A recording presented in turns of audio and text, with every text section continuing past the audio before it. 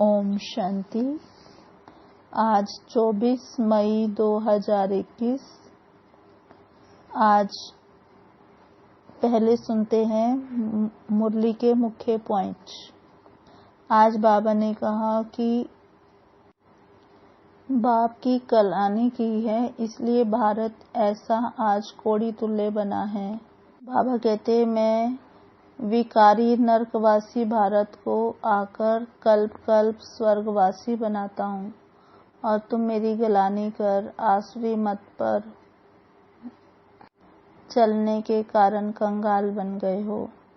जिन्हों को मैंने राज्य दिया था वही अब राज्य गवा बैठे हैं। बाप की गलानी करते करते भारत की ये हालत हो गई है। भारत का डाउनफॉल हो गया है। मम्मा ने भी कहा कि जब मनुष्य बॉडी कॉन्शियस होकर परमात्मा को भूलते हैं तब गिरते हैं, फिर वाम मार्ग में चले जाते हैं, 5 विकारों में फंसने से दुख उठाते हैं। अब ये दोष अपना है, ना कि रचता का दोष है। फिर बाबा ने कहा भक्ति मार्ग में भक्ति की डांस होती है, ज्ञान की डांस नहीं होती। जब ज्ञान की डांस होती है तो भक्ति की डांस नहीं होती। भक्ति उतरती कला में ले जाती है और सतयुग त्रेता में भक्ति नहीं होती है और भक्ति द्वापर युग से शुरू होती है। भक्ति भी पहले अव्यभिचारी होती है, फिर व्यभिचारी होती है। बाबा कहते भक्ति की रात अभी पूरी होती है। भक्ति में बहुत दुख है, जैसे अंधेरे में धक्के खाते रहते हैं भगवान से मिलने के लिए। बाबा कहते अब भक्ति मार्ग की सामग्री ही खत्म हो जानी है। तुम्हें इस दुनिया से बेहद का वैराग्य चाहिए, अर्थात देह सहित देह के सब संबंध छोड़ अपने को अशरीरी आत्मा समझना है। ये पुरानी दुनिया खलास हो जानी है, फिर सब नई दुनिया में जाने वाले हैं। बाबा ने कहा अब याद की मेहनत करो तो विष्णुपुरी के मालिक बनेंगे। मैं जो हूँ जैसा हूँ, कोई विरला ही मुझे जानते हैं और निश्चय करते हैं। बाबा ने कहा मैं आकर तुमको वर्षा देता हूँ। जो देवता थे शक्ल मनुष्य की थी और सीरत देवताओं की थी, और आज सूरत भल मनुष्य की है, लेकिन आज सीरत आसुरी है। आसुरी सीरत वाले बैठकर भगवान को बाप को भी गाली देते हैं, गलानी करते हैं। फिर बाबा ने एग्जाम्पल दिया कि जैसे कपड़ा फटने के लायक हो जाता है, ऐसे सारी दुनिया की अवस्था जो है जड़ीभूत हो गई है। शास्त्र पढ़ते पढ़ते भी नीचे गिर गए हैं, भ्रष्टाचारी बन गए हैं। फिर बाबा ने कहा तुम्हें संपूर्ण निर्विकारी बनना है। गृहस्थ व्यवहार में रहते भी तुम बाप को याद करो, कर्म तो करना ही है, लेकिन फिर भी बुद्धि का योग बाप के साथ लगा कर रखो। कर्म भल कोई भी करो, चाहे बड़े का काम करो, चाहे राजाई का काम करो, लेकिन तुम्हें पुरुषार्थ करके संपूर्ण गुणवान बनना है। तब तुम पवित्र दुनिया का मालिक बनेंगे।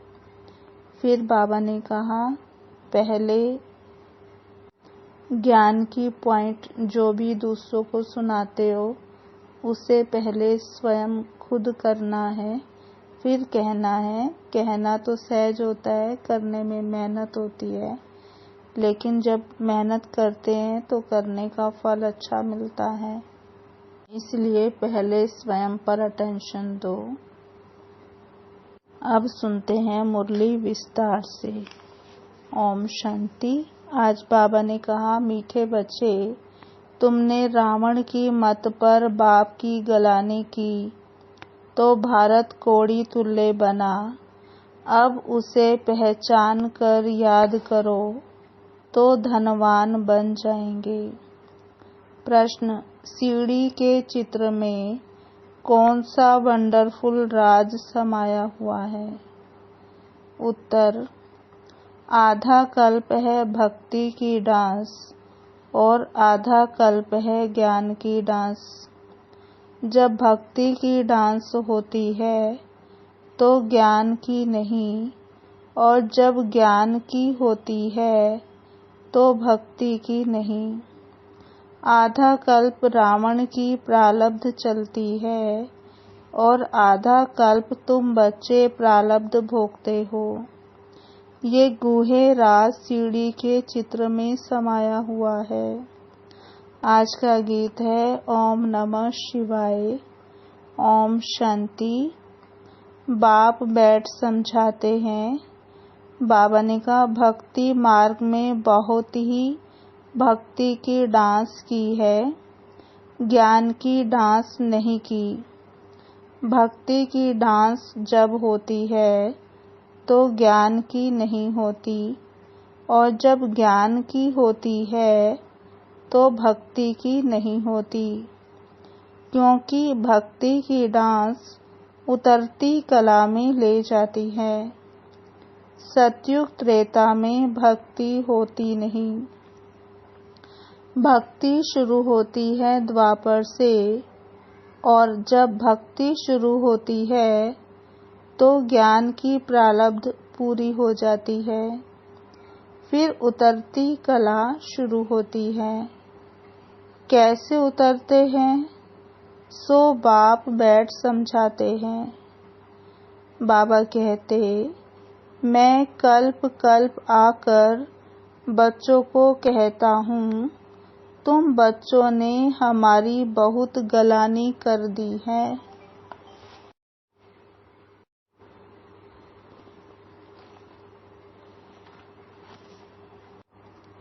जब जब भारत में इस आदि सनातन देवी देवता धर्म की बहुत गलानी होती है, तब मैं आता हूँ। अब गलानी किसको कहा जाता है?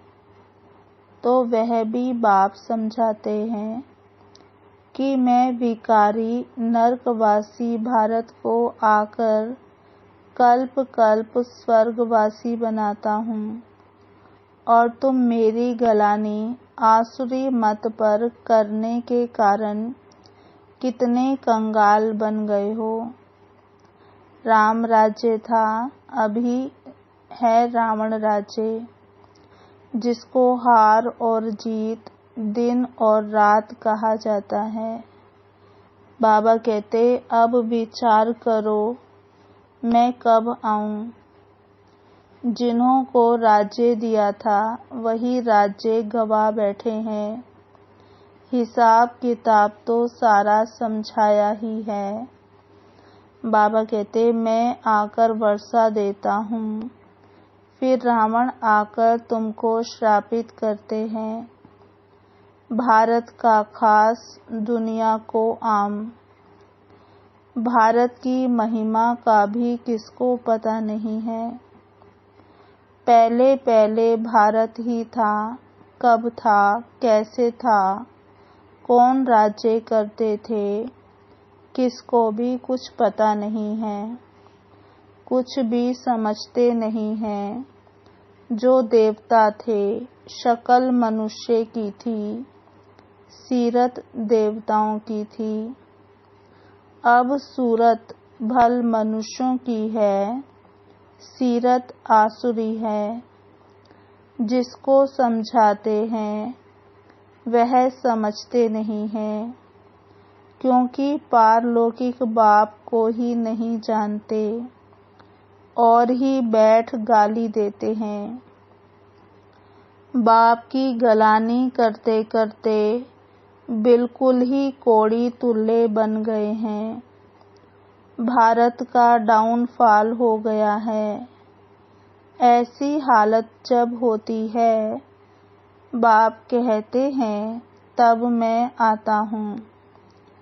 अभी तुम बच्चों को सम्मुख समझा रहा हूँ। कल्प पहले भी ऐसे ही समझाया था। यह देवी देवताएं, बाबा ने कहा, यह देवी देवताओं के संप्रदाय की स्थापना हो रही है।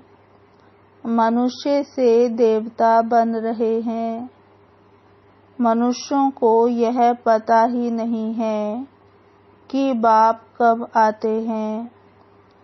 सतयुग त्रेता में तुम बड़ी खुशी से प्रारब्ध भोगते हो, फिर द्वापर से रावण का श्राप पाते पाते बिल्कुल ही खत्म हो जाते हो। जैसे देवताएं प्रारब्ध भोगते भोगते त्रेता के अंत में खत्म हो जाते हैं, फिर रावण की आसुरी प्रारब्ध शुरू होती है। भक्ति भी पहले अव्यभिचारी होती है, फिर व्यभिचारी होती है। सीढ़ी ठीक बनी हुई है। हर एक चीज सतो प्रधान, सतो रजो तमो बनती है। खाद पड़ती जाती है। तुम बच्चों को समझाया तो बहुत अच्छी रीति जाता है, परंतु धारणा कम होती है। कोई में तो समझाने का बिल्कुल अकल ही नहीं है, और कोई तो अच्छे अनुभवी हैं जिनकी धारणा बड़ी अच्छी होती है। नंबर वार तो होते हैं ना। स्टूडेंट्स एक समान नहीं होते, कुछ ना कुछ नंबर जरूर रखेंगे।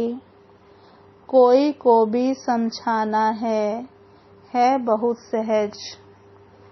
बाप कहते हैं, मुझे याद करो, मैं तुम्हारा बेहद का बाप, सृष्टि का रचयिता हूँ।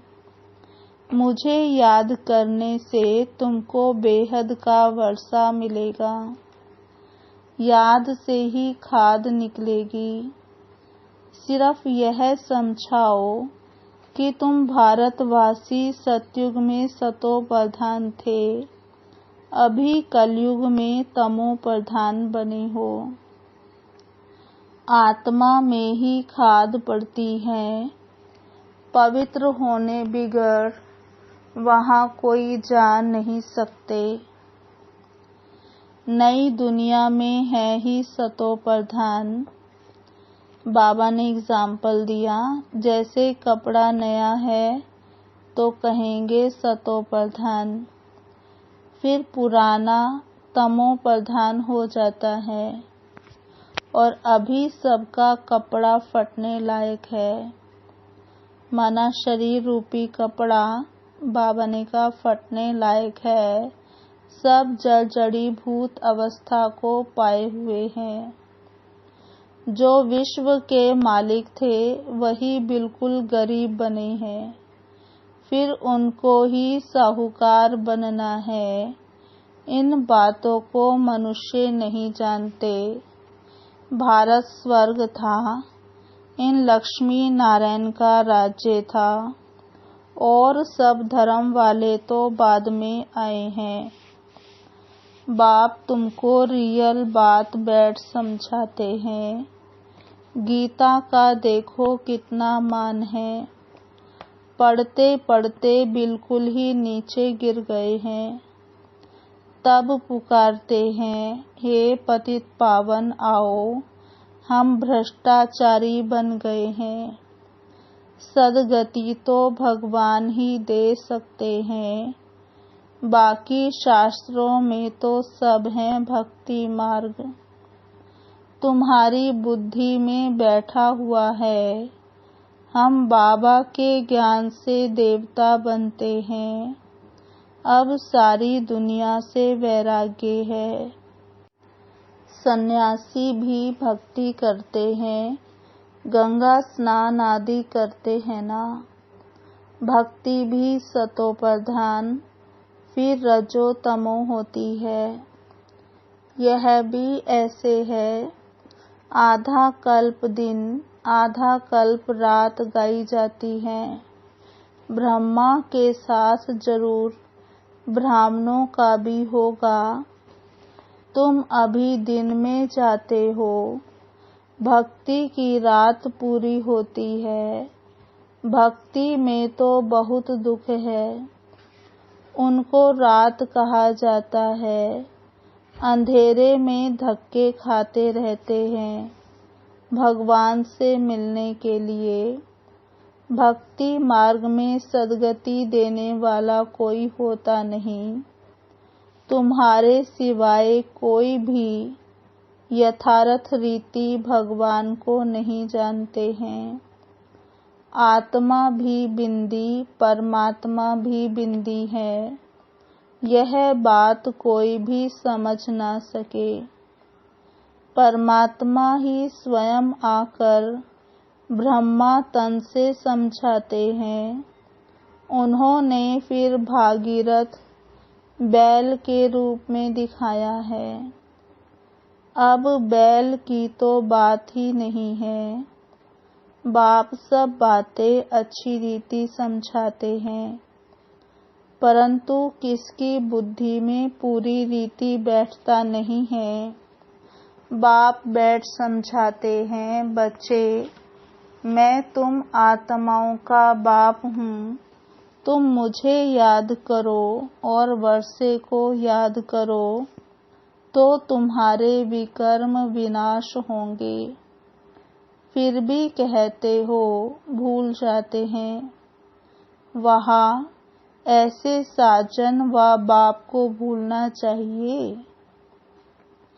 स्त्री पति को अथवा बच्चे कभी बाप को भूलते हैं क्या? यहाँ तुम क्यों भूलते हो?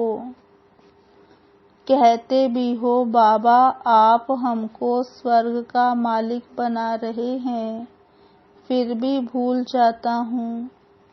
बाप कहते हैं, याद नहीं करेंगे तो अंदर जो कट चढ़ी हुई है वह कैसे निकलेगी।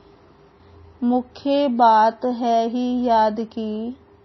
अपना कोई दूसरे धर्म से ताल्लुक नहीं है। स्कूल में तो हिस्ट्री ज्योग्राफी समझाते हो, कोई तो बिल्कुल समझते नहीं। बाप पढ़ाते हैं, यह बुद्धि में बैठता नहीं। अच्छा बाप और वर्षा तो याद करो कि यह भी भूल जाते हो। जिसके लिए तुम आधा कल्प से भक्ति करते आए हो, उस बाबा को याद नहीं करते। तुम बच्चों की बुद्धि में है, अब यह शरीर छोड़कर हम राजाई में जाएंगे। ये अंतिम जन्म है। सूक्ष्म वतन में उनके फीचर्स तो वही देखते हो, वैकुंठ में भी देखते हो। जानते हो ये मम्मा बाबा ही लक्ष्मी नारायण बनते हैं। तुम जब सतयुग में रहते हो तो समझते हो कि यह एक शरीर छोड़ दूसरा लेना है। वहाँ उनको यह पता नहीं रहता कि सतयुग के बाद त्रेता आएगा, द्वापर आएगा, हम उतरते जाएंगे। ज्ञान की बात नहीं रहती, पुनर्जन्म लेते रहते हैं। वहाँ आत्म अभिमानी रहते हैं, फिर आत्म अभिमानी से देह अभिमानी बन जाते हैं।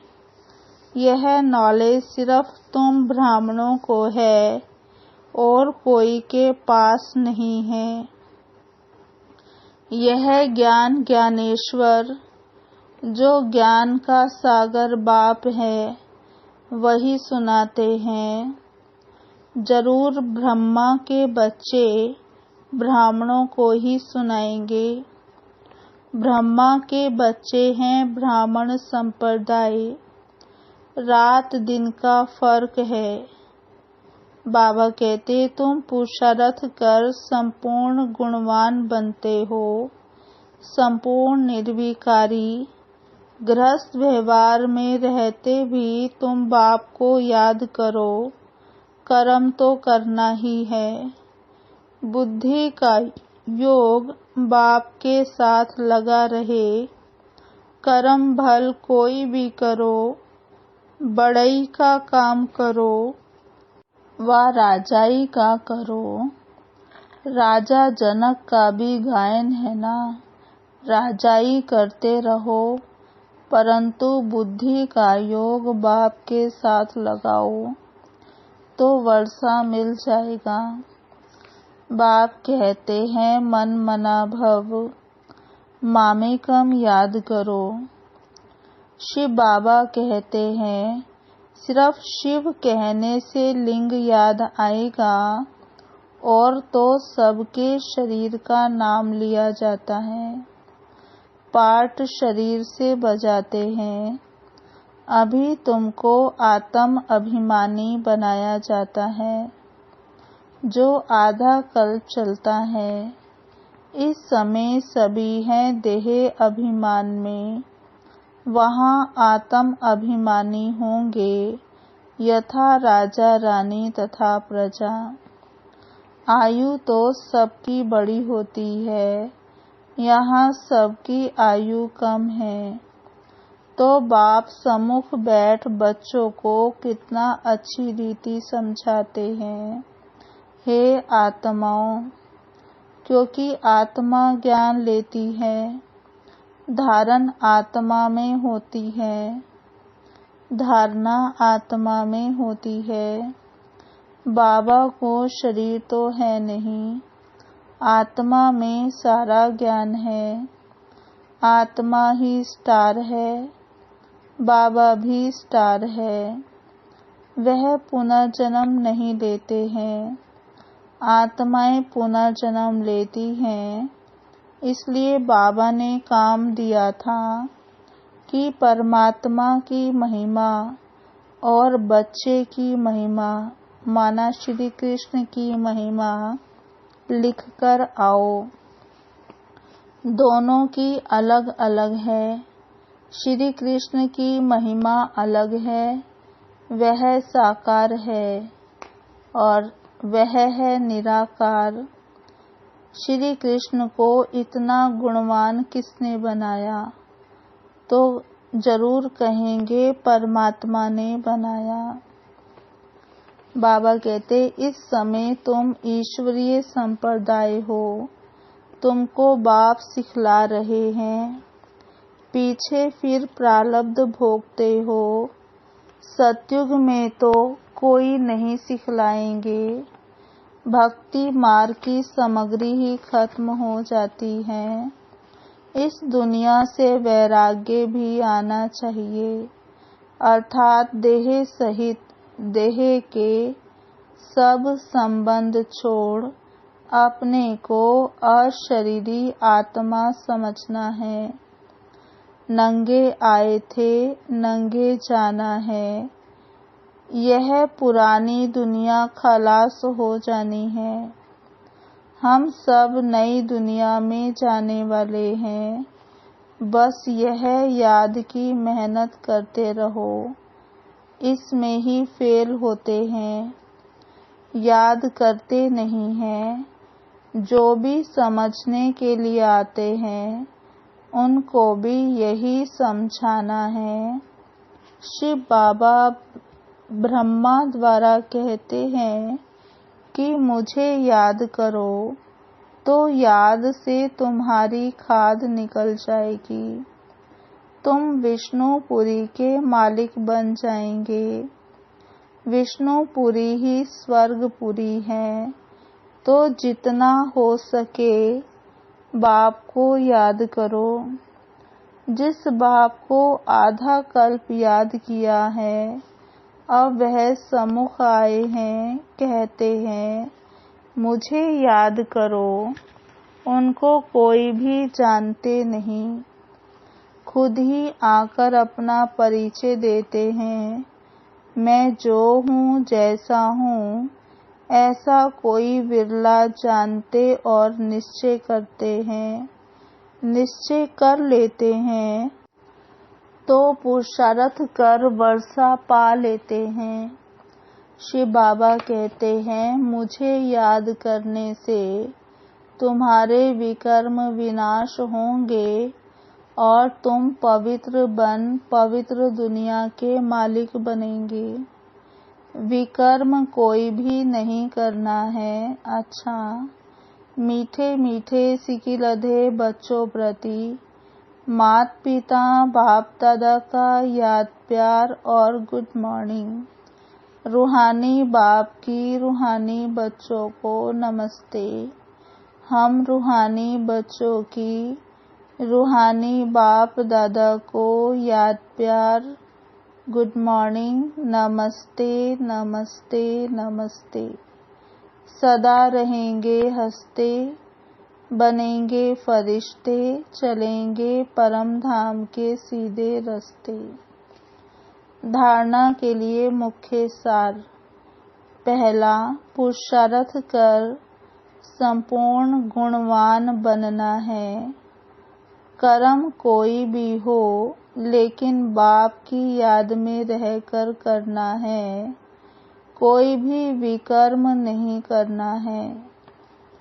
दूसरा, यह पुराना कपड़ा अर्थात शरीर जल जड़ीभूत है, इससे ममत्व निकाल देना है। आत्मा को सतो प्रधान बनाने का पूरा पुरुषार्थ करना है। आज का वरदान है, करना और कहना इन दो को समान बनाकर क्वालिटी की सेवा करने वाले सच्चे सेवाधारी भव। करना और कहना इन दो को समान बनाकर क्वालिटी की सेवा करने वाले सच्चे सेवाधारी भव। विस्तार। बाबा कहते, सदा अटेंशन रहे। पहले करना है, फिर कहना है। कहना सहज होता है, करने में मेहनत है। मेहनत का फल अच्छा होता है, लेकिन यदि दूसरों को कहते हो और स्वयं करते नहीं तो सर्विस के साथ साथ डिससर्विस भी प्रत्यक्ष होती है। जैसे अमृत के बीच विष की एक बूंद भी पड़ने से सारा अमृत विष बन जाता है। ऐसे कितने भी सर्विस करो, लेकिन एक छोटी सी गलती सर्विस को समाप्त कर देती है। इसलिए पहले अपने ऊपर अटेंशन दो, तब कहेंगे सच्चे सेवाधारी। और आज का स्लोगन है, अनेकता में एकता लाना, बिगड़ी को बनाना, यह सबसे बड़ी विशेषता है।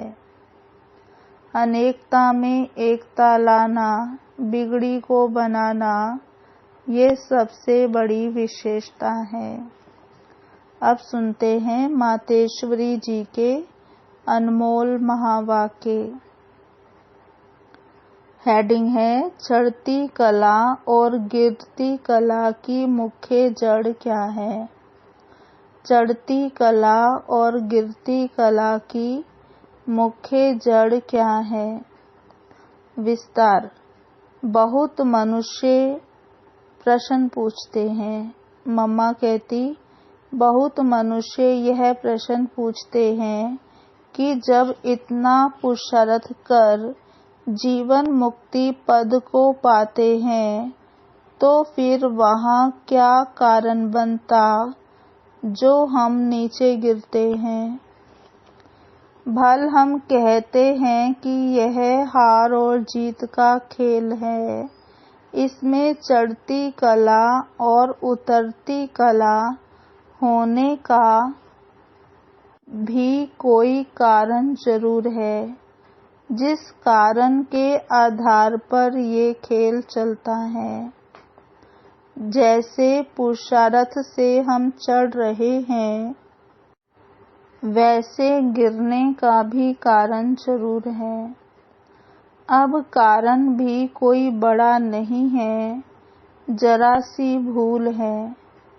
जैसे परमात्मा कहता है कि मुझे याद करो तो मैं तुमको मुक्ति जीवन मुक्ति पद दूंगा, वैसे ही जब बॉडी कॉन्शियस हो परमात्मा को भूलते हैं तो गिरते हैं, फिर वाम मार्ग में चले जाते हैं, फिर 5 विकारों में फंसने से दुख उठाते हैं।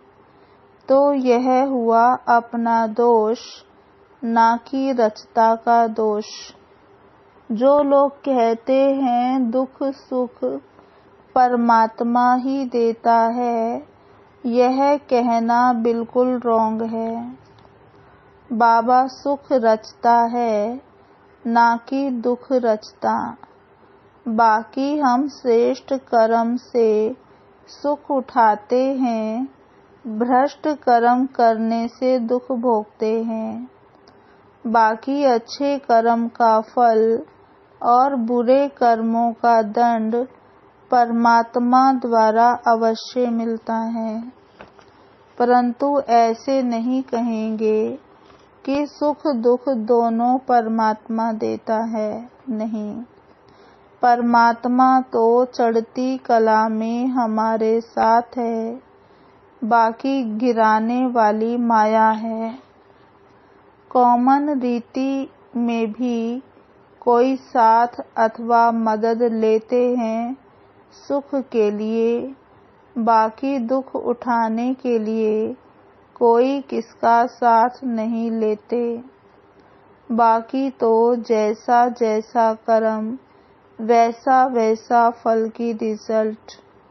तो इस ड्रामा के अंदर दुख सुख का खेल अपने कर्मों के ऊपर बना हुआ है, परंतु तुच्छ बुद्धि मनुष्य इस राज को नहीं जानते। अच्छा, ओम शांति।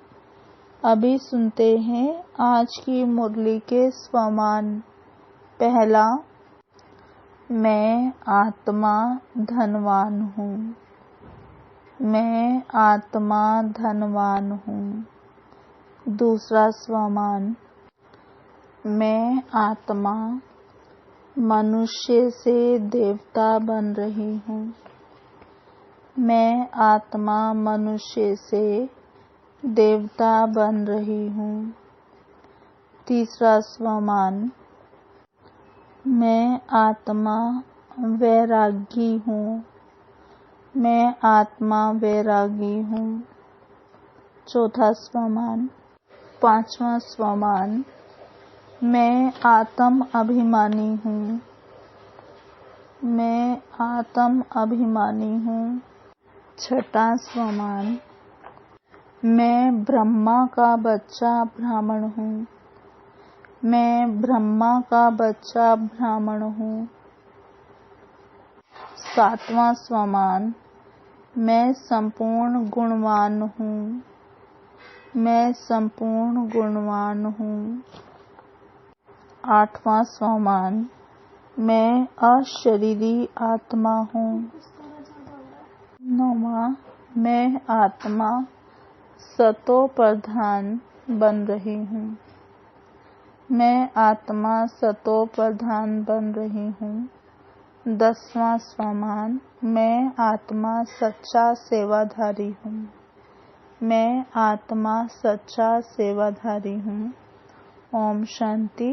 अभी हम 10 मिनट बाबा को याद करेंगे। ओम शांति।